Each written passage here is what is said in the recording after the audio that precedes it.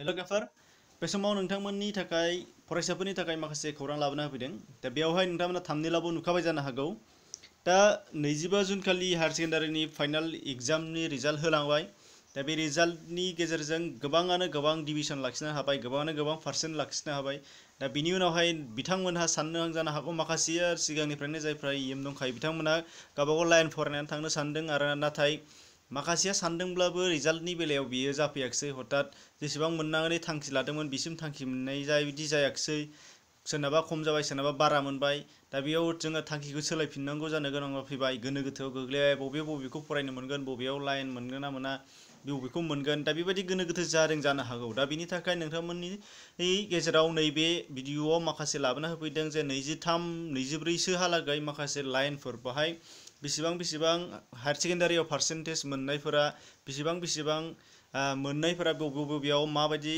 Admission लानो हागोन apply खालामनो हागोन बिनि सोमोन्दै नोंथांमोननो दिन्थिनो नागिरदों दा बेनि थाखायनो इम्परटेन्ट जानो हागौ हायार सेकेन्डारि पास जानाय दासो पास जानाय फरायसाफोरनि थाखाय दा बेखायनो जायफोरा फरायसा बिथांमोना नाय आरो जायफोरा फरायसा नङा बिथांमोना शेयार खालामना होब्लानो जाबाय जाहाथे मिथिनो मोननाय जायो फार्स्टआव नुनो मोनदों सिभिल सार्भिसानो बयनिख्रुइबो देरसिन जिहेतु बे साख्रिया अर्थात बे कर्सफोरा बयनिख्रुइबो देरसिन दा बिनि सायाव नोंथांमोननो दिन्थिनो लादों जे सिभिल सार्भिसाव हाबा मावनो थाखाय जायखिजाया ओइचएस पास अर्थात जायखिजाया स्ट्रिम आर्ट्स कमार्स साइन्स जायखिजायानिफ्राय उथ्रिब्लानो जागोन बिनिफ्राय बिथाङा नाथाय बेचलर डिग्री लाहैनो नांगोन बेचलर डिग्री माने जायखिजाया बेचलर डिग्री जेरै ग्रेजुएसन BA BCom बा BSc जायखिजाया लाहैनो नांगोन लाहैखांनायनि उनावहाय बिथाङा UPSC बा APSC आनजाद उथ्रिनो गोनां जागोन जेराव बिथाङा पास जायोबा IAS IFS IPS IT DC ST BDO ADC DO बेफोरबायदि बायदिसिना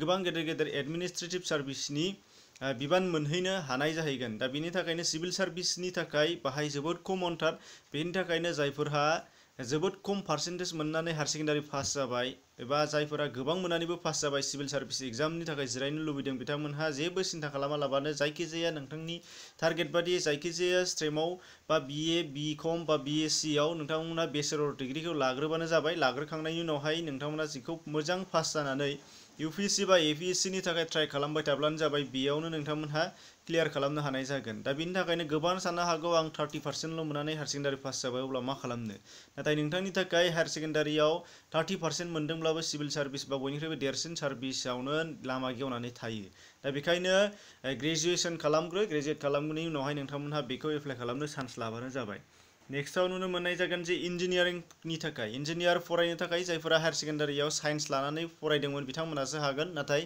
एटलिस्ट 50% लाखिनो हानाय जानांगोन बिनिफ्राय JEE एबा जइन्ट एन्ट्रेन्स एग्जामिनेसननि थाखाय एप्लाइ खालामनो नांगोन बेनिफ्राय पास जायोबासो बिथांमोना गावसिनि थांखि बादियै इन्जिनियारनि गुबुन पार्टआव नोंथांमोनहा बाहाय डिपार्टमेन्टफोराव नोंथांमोना फरायहैनो चान्स मोनगोन बिनिफ्राय डक्टर लाइन बा MBBS BDS BHMS बायदिसिना MD MS बायदिसिना डक्टर लाइन फरायनो लुबैदोंमोनब्ला जायफोरा बिथांमोना हायार सेकेन्डारियाव साइन्स लाखानायफोरासो हागोन आरो बेयावहाय बिथांमोना जायफोरा 60% लानानै हायार सेकेन्डारि पास जाबाय बिथांमोनासो हागोन आरो बेयावबो बिथांमोना अल इन्डिया एन्ट्रेन्स आनजादाव जिरायनो नांगोन नाथाय बिथांमोना बै हायार सेकेन्डारियाव फिजिक्स केमेस्ट्रि बाय'लजि साबजेक्टफोरखौ लाबोफानाय जानो नांगोन बिनिफ्रायसो हागोन बेनिफ्राय नेक्स्टआव दङ बे फिसारि साइन्सनि बेलायावहाय जायफोरा लानो लुबैदोंमोन बिथांमोना जायखिजाया पार्सेन्टेज मोनब्लानो जायो नाथाय साइन्स लानाय जानांगोन हायार सेकेन्डारियाव साइन्स लानानै उथ्रिनाय जानांगोन बेनिफ्राय फिजिक्स केमेस्ट्रि बाय'लजि बिथांमोना बेखौबो लाथारनाय जानो नांगोन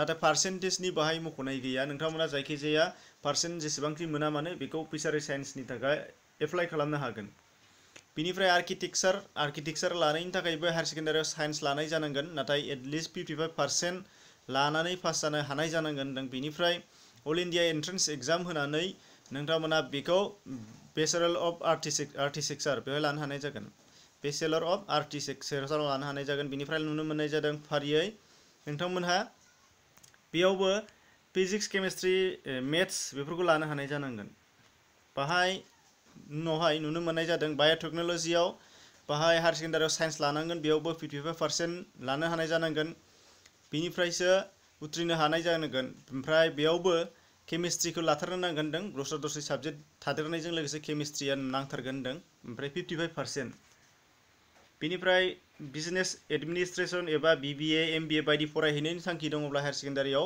जायखिजाया स्ट्रिमाव पास जाबानो जागोन, नाथाय 50% लाखिनानै पास जानाय जानो नांगोन। बेनिफ्राय दङ मास कमिउनिकेशन एबा जायखिजाया news media press TV channel बायदिसिनाफोराव सार्भिसनि जुदि नोंथांमोना गोसो दङब्ला बाहायबो हायार सेकेन्डारि पास जाबानो जागोन जायखिजाया स्ट्रिमाव। बेनिफ्राय हायार सेकेन्डारि पास जानायजों लोगोसे बेचेलर डिग्री लानो नांगोन, जेरै BA BCom BSc बायदिसिनायाव उथ्रिनो नांगोन मोनथामखौबो। मोनथामनि बिथिङाव जायखिजाया मोनसे थांबानो जाबाय नोंथांमोना, बेनिफ्रायसो नोंथांमोना बेखौ एप्लाइ खालामहैनो हानाय जागोन। आरो बेनि उनावहाय एनिमेशन कर्स लानो जुदि नोंथांमोना गोसो दंबा हायार सेकेन्डारि पास जाब्लानो जागोन जायखिजाया स्ट्रिमाव। बेनिफ्राय 50% मार्क्स मोननाय जानो नांगोन। बेनिफ्राय हटेल मेनेजमेन्टनि थाखायबो जायखिजाया स्ट्रिमनिफ्राय हायार सेकेन्डारि पास जानाय जानांगोन 50% मार्क्स लाखिनायनि गेजेरजों, आरो बिथांमोनहा बेचेलर डिग्री लाहैनो नांगोन जायखिजाया गावबागावनि स्ट्रिमाव, जेरै BA BSc बा BCom लाहैनो नांगोन। बेनिफ्राय मेनेजमेन्टनि थाखाय एप्लाइ खालामनो हानाय जागोन। बेनिफ्राय लाइब्रेरि साइन्सनि थाखाय जायखिजाया स्ट्रिमावनो बेयावबो हायार सेकेन्डारि पास जाबानो जायो, आरो बिथांमोनहा बेचेलर डिग्री नङाबा मास्टार डिग्री लाहैनो हानाय जागोन लाइब्रेरि साइन्सआव। बिनिफ्राय नुनो मोनदों जायखिजाया कम्पानि सेक्रेटारि बा गेदेर गेदेर कम्पानिनि सेक्रेटारिनि जुदि कर्स लानो लुबैदोंबा हायार सेकेन्डारि जायखिजाया पास जाबानो जागोन। बिनिफ्राय फाउन्डेसन एग्जामिनेसन होनो गोनां जागोन, पास जायोब्ला कर्सनि थाखाय एप्लाइ लानो हानाय जागोन। बिनिफ्राय जायखिजाया टिचार बा फोरोंगिरि जानो लुबैदोंबा नोंथांमोना बयबो मिथिखायोखा, अब्लाबो खिन्थानाय जानोसै हायार सेकेन्डारियाव एटलिस्ट 50% मोननाय जानांगोन। ST नि थाखाय 5% रिलेक्सेसन मोनोबा 45% जाफैगोन, 45% जागोन ST आव। दा बिनिफ्राय बिथांमोनहा DLED नङाबा B.Ed कर्स लानो नांगोन। दा B.Ed कर्स लानो थाखाय आरो फारसेथिंजाय बिथांमोना बेचेलर डिग्री लानो नांगोन जायखिजाया स्ट्रिमाव BA BCom बा BSc। बेनिफ्राय B.Ed पास जाखांनायनि उनावहाय टेट पास जानांगोन बा टेट एग्जामाव जिरायनो नांगोन। टेट एग्जाम क्वालिफाइड जायोबासो बेखौ मोननो हानाय जागोन। नेक्स्टआव नुनो मोननाय जादों टुरिज्म कर्सनि थाखाय जायखिजाया हायार सेकेन्डारि पास जाब्लानो एप्लाइ खालामनो हानाय जागोन। बेनिफ्राय ससियेल वार्क कर्सनि थाखाय जायखिजाया हायार सेकेन्डारियाव जायखिजाया स्ट्रिमाव पास जाबानो हागोन। बेनिफ्राय पास जाखांनायनि उनावहाय बेचेलर डिग्री मास्टार डिग्री फरायहैनोबा BSW MSW फरायहैनायनि नोंथांमोना एप्लाइ खालामनो हागोन। डिफेन्स अफिसार जानो लुबैदोंबा नेशनेल डिफेन्स एकाडेमियाव फरायनो नांगौ। बिनि थाखाय नेशनेल डिफेन्स एकाडेमिनि थाखाय जायखिजाया हायार सेकेन्डारियाव 50% मार्क्स लाखिनो हानायानो एप्लाइ खालामनो हायो एन्ट्रेन्स आनजादनि थाखाय। बिनिफ्राय एन्ट्रेन्स आनजादाव पास जायोबा बे कर्सखौ लानो मोनगोन।